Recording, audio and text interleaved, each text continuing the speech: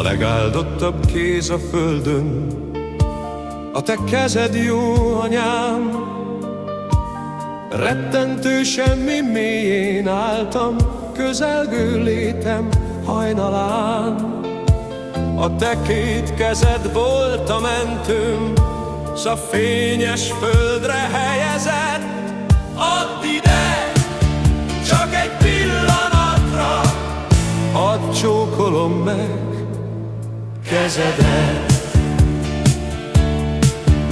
Ez a kéz áldja, szenteli meg a napnak két-két italát.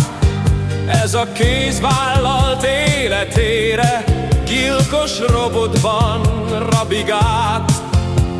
Ezt tette értünk nappalokká a nyugodalmi perceket. Add ide, csak egy pillanatra, hadd csókolom meg kezedet. Hányszor ügyelt rám ágyam mellett, ha éj sötétbe dőlt a föld? Hányszor csordult a bánat könnyen, amit szememről letörölt? Hányszor ölelt a szent kevere, mely csupa szeretet? Add ide, csak egy pillanatra, hadd csókolom meg kezedet.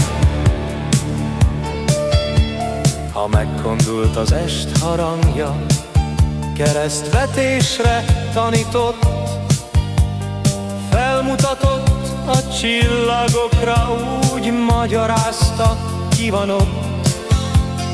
Vasárnaponként kora reggel a kis templomba vezetett.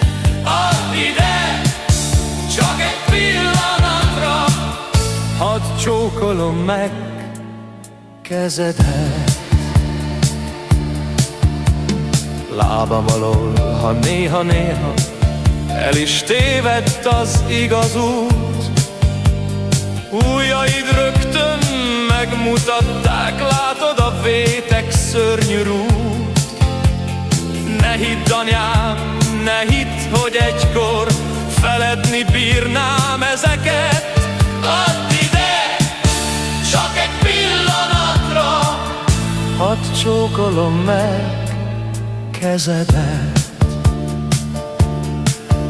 Ó, hogy így drága két kezeddel soká vezess még, adja ég.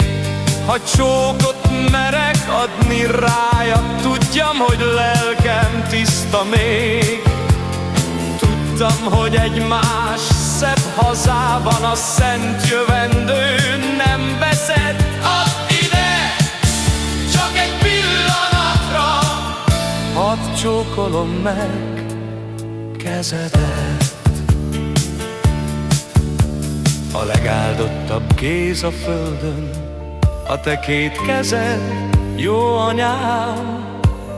Mindenki áldja közeledben, hát én hogy is ne áldanám. Tudom, megáldja Istenünk is az örök jóság, szeretet. Némán nagy, forró áhítattal csókolom meg a kezedet.